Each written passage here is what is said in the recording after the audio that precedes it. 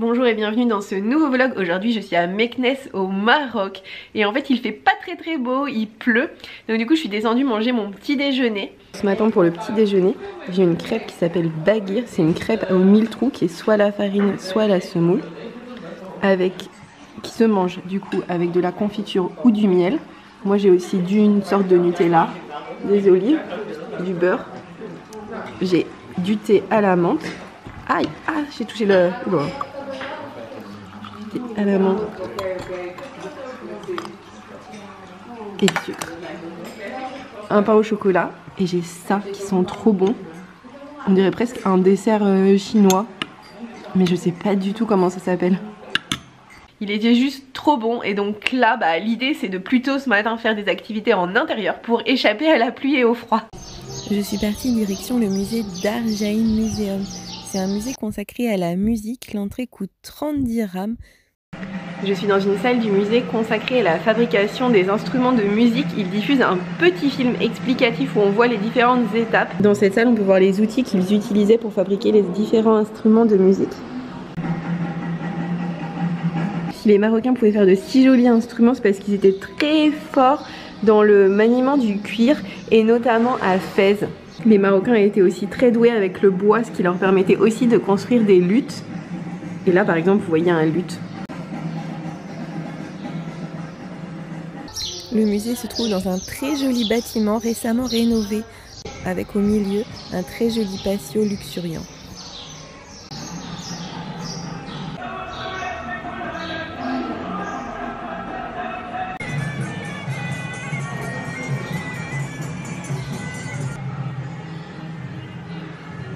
Avant d'être un musée, ce lieu était d'abord une résidence du grand vizir, construite en 1882. Elle est juste magnifique et rien que le bâtiment lui-même vaut la visite. Au-delà du musée, juste il y a des mosaïques partout, il y a des portes en bois magnifiques.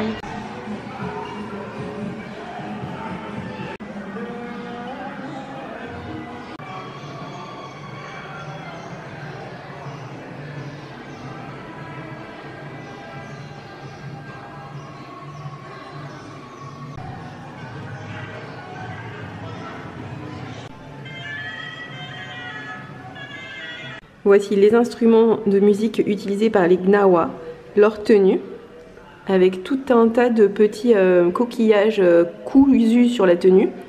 Et là encore d'autres instruments qui ressemblent plus à des luths. Et il y a aussi des percussions. Encore un exemple de tenue traditionnelle, là plutôt de la région de Meknès, avec tous les instruments de musique utilisés par cette personne. Ce qui est trop bien dans ce musée, c'est qu'on découvre le Maroc à travers la musique. En fait, d'abord la musique, ça demande d'avoir un énorme artisanat incroyable. Et du coup, on voit que les Marocains savaient manier le bois, le métal, le cuir pour pouvoir faire des instruments.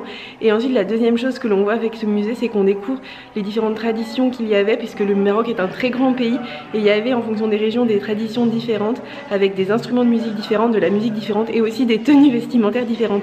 Donc c'est vraiment tout le Maroc qu'on découvre à travers la musique dans ce musée.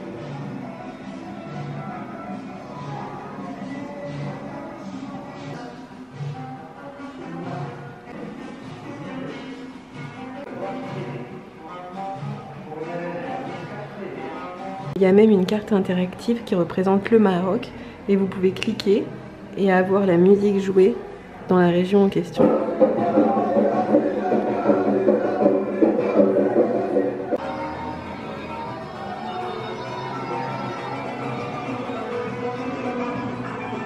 Cet instrument par exemple s'appelle un darbouka, il est composé de poterie et de cuir de mouton.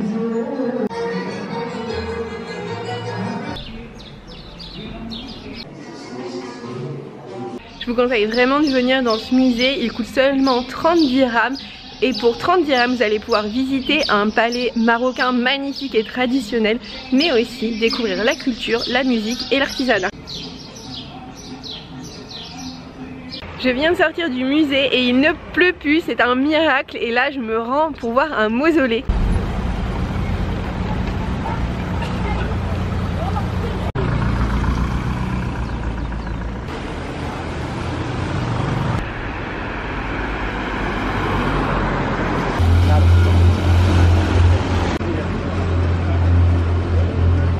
Je suis actuellement dans le mausolée de Moulay Idriss. Moulay Idriss, c'est vraiment celui qui a fondé le Maroc tel qu'il existe aujourd'hui. En fait, c'était un ancien descendant du prophète Mahomet et il était connu pour être extrêmement rude. C'est-à-dire que quand il a accédé au pouvoir, il était en compétition avec 83 de ses frères et il a fait assassiner tous ceux qui refusaient de reconnaître son pouvoir.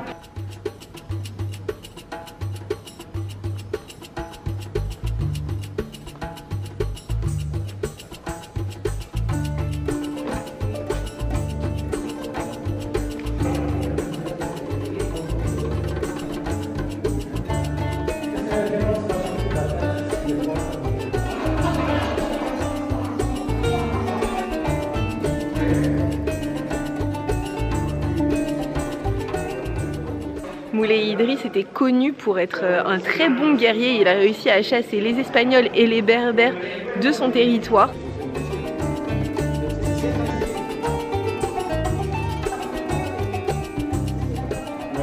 Le mausolée se compose d'abord de différentes cours, alors sobres d'après l'ONU Planète. Moi je trouve qu'elles sont quand même richement décorées pour des cours sobres.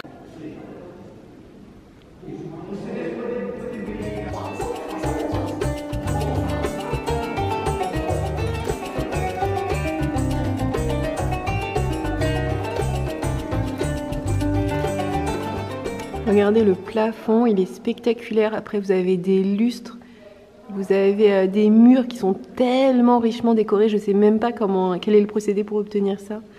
Ensuite vous avez de la mosaïque magnifique, des tapis sublimes et encore un sol en mosaïque et une fontaine en marbre. C'est trop beau.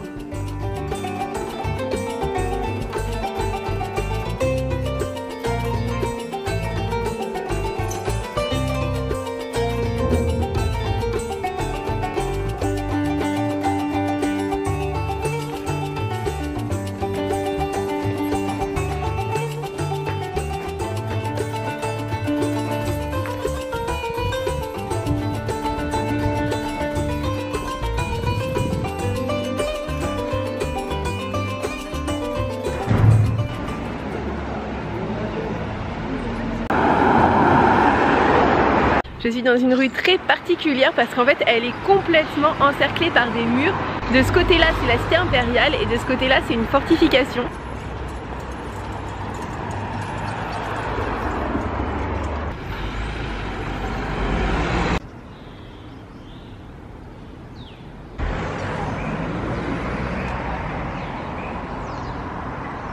Je suis complètement au milieu de remparts de couleur ocre. Là c'est la cité impériale, c'est juste magnifique et vraiment entre les remparts ils en ont profité pour faire des routes.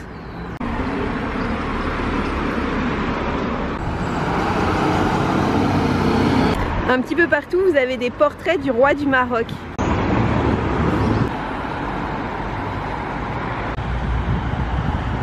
Cet endroit que je trouve vraiment spectaculaire et magnifique n'est indiqué sur aucune carte, il n'a même pas de nom.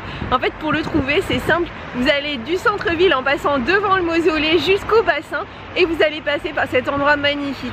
Mais c'est incroyable que ce soit pas genre un repère pour touristes. J'ai marché 20 minutes pour venir jusqu'ici et ce sont deux grands échecs. Je suis venue voir un bassin mais il est en restauration et du coup il n'y a plus d'eau dedans. Et je suis venue voir des écuries royales qui datent du temps de Moulay Ismaël et il s'avère qu'elles sont aussi en restauration alors qu'apparemment elles étaient extrêmement impressionnantes et magnifiques. Donc voilà, c'est un petit peu nul. Voici la texture des écuries impériales et là il y a des trous. Dans le mur il y a énormément de trous, je vais vous montrer. C'était sans doute pour placer les bâtons qui servaient pour les échafaudages pour pouvoir monter le mur jusqu'en haut.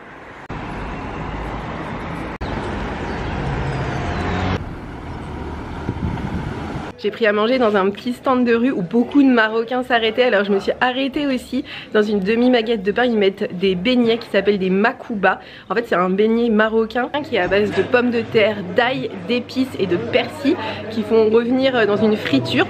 Ça ils l'écrasent au fond du pain. J'en ai demandé 3. Ensuite ils font cuire un œuf, un petit peu œuf brouillé entre l'œuf entre l'œuf au plat, l'omelette, voilà, qui mettent par-dessus. Ensuite il y a une salade de pommes de terre, elle aussi épicée. Je lui ai demandé aussi de la sauce piquante et de la mayonnaise. Le tout il referme, ça fait un sandwich, ça m'a coûté 7 dirhams et c'est juste trop bon. Et j'adore ces beignets et clairement je retournerai dans ce petit stand qui se trouve juste là-bas. J'ai pris un beignet typiquement marocain dont le nom commence par un S mais je sais pas le prononcer. En fait c'est de la pâte à pain à base soit de semoule soit de farine de blé qu'on laisse s'élever hyper longtemps.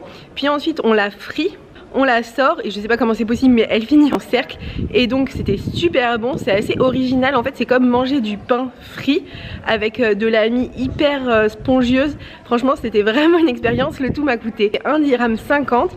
Ensuite je trouvais un petit stand où ils vendaient une sorte de tarte. Et donc je l'ai mangé, je ne sais pas comment il s'appelle et je saurais trop dire ce qu'il y avait à l'intérieur. En tout cas ce qui est sûr c'est que je pense qu'il y avait des œufs mélangés avec de la semoule et un légume dont que je n'ai pas identifié. C'était comme une tarte et ça m'a coûté 2 dirhams. Je me rends à Fès en train et pour ça il faut que je marche une trentaine de minutes dans la ville pour rejoindre la gare. La gare se trouve à une trentaine de minutes de la Médina à pied. Et si j'ai choisi de prendre le train c'est parce que j'aime bien varier les moyens de transport. Et il n'y a pas de train dans tous les pays donc c'est assez exceptionnel qu'il y en ait au Maroc. Et donc j'ai vraiment envie de savoir comment ça fonctionne, à quoi ressemblent les wagons, comment on fait pour acheter un ticket, tout ça tout ça.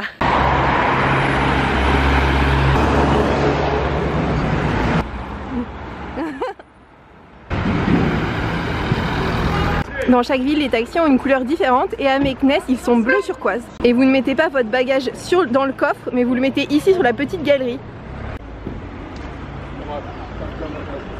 Les horaires sur internet, ça a l'air d'être n'importe quoi. Parce qu'il y a un train qui est supposé passer à 10h30 et non pas 10h39 comme indiqué sur internet, mais il aurait 33 minutes de retard puisqu'il devrait passer vers 11h03. Et je vais acheter mon ticket ici à la billetterie.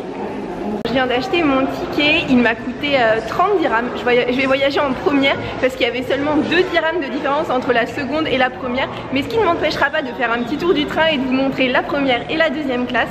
Mon train est supposé passer à 10h30, c'est-à-dire pas du tout l'horaire affiché sur internet. Donc venez à la gare et puis voyez quand est-ce qu'il y a un train, il n'y a pas d'autre solution.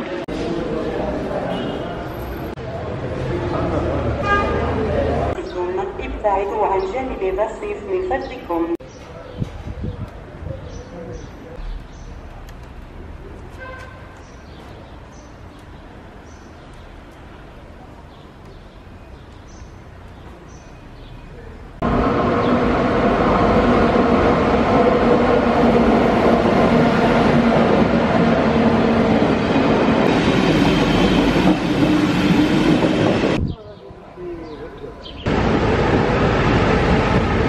Avec 36 minutes de retard, mon train vient d'arriver. Il faut que je trouve la voiture 12 qui est en première.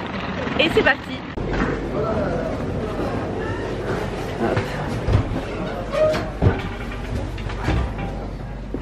Alors vous avez des voitures avec des compartiments.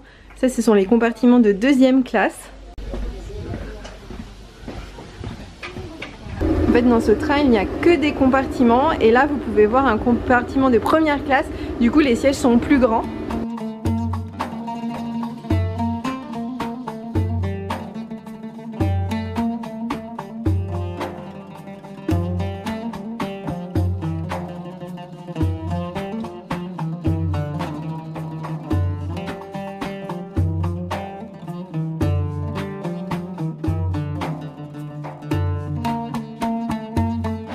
Je suis dans le train, en fait c'est un train avec des compartiments, c'est-à-dire que là il y a 6 personnes possibles dans mon compartiment.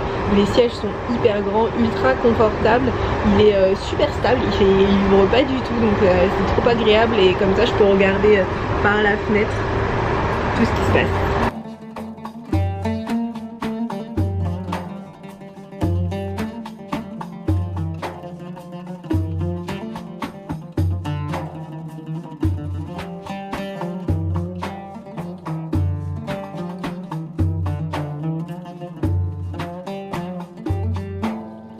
Alors par rapport au repas que j'ai mangé hier soir, j'ai été malade et je suis encore malade donc voilà, faites attention, c'était super bon mais faites quand même attention à ce que vous mangez et voilà, enfin si c'était à refaire je ne remangerais pas ça donc faites votre choix.